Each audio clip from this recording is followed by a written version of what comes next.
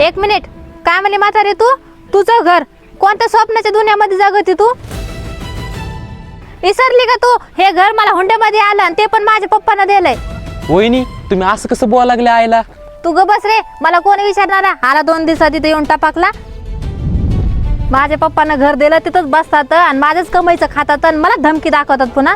माझ्याकडे दोघं असं बघू नका आणि हा मी जे म्हणते का तेच करा, नाहीतर दोघाला घरच्या बाहेर काढून देईन. आणि हा एक गोष्ट लक्षात असू द्या, मुंबईला लयला मोठे आश्रम आहे, तिथं जर नेऊन सोड ना तर कोणाला मेळ सुद्धा लागणार नाही, कळलं का?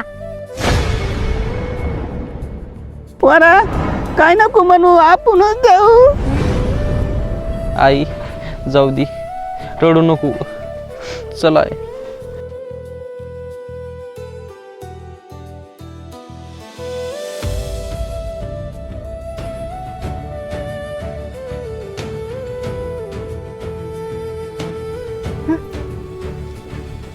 कल्पना ये ना इकडे बसायला. कसा राहिला आजचा दिवस? बस चांगले थकले.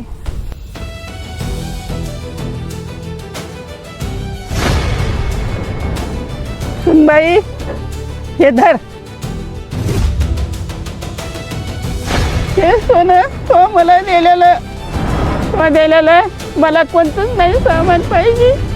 तू म्हणली होती ना आश्रम मध्ये नेऊन घालतात, तरी काय गरज नाही, आम्हीच जातो.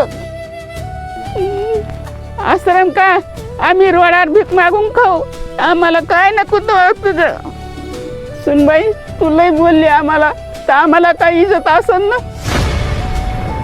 कनवरा बाई पुन्हा नजरातून बाजूला काढलं. आम्ही तुमचं काय वाईट केलं आम्हाला काही समजेना. तू तर काही म्हणली म्हातारी कोतारी, मी तर लेकीसारखी समजते तुला. तुला याच्या आधी मी एक शब्द बी नाही बोलले, आता काय झालं काय माहित.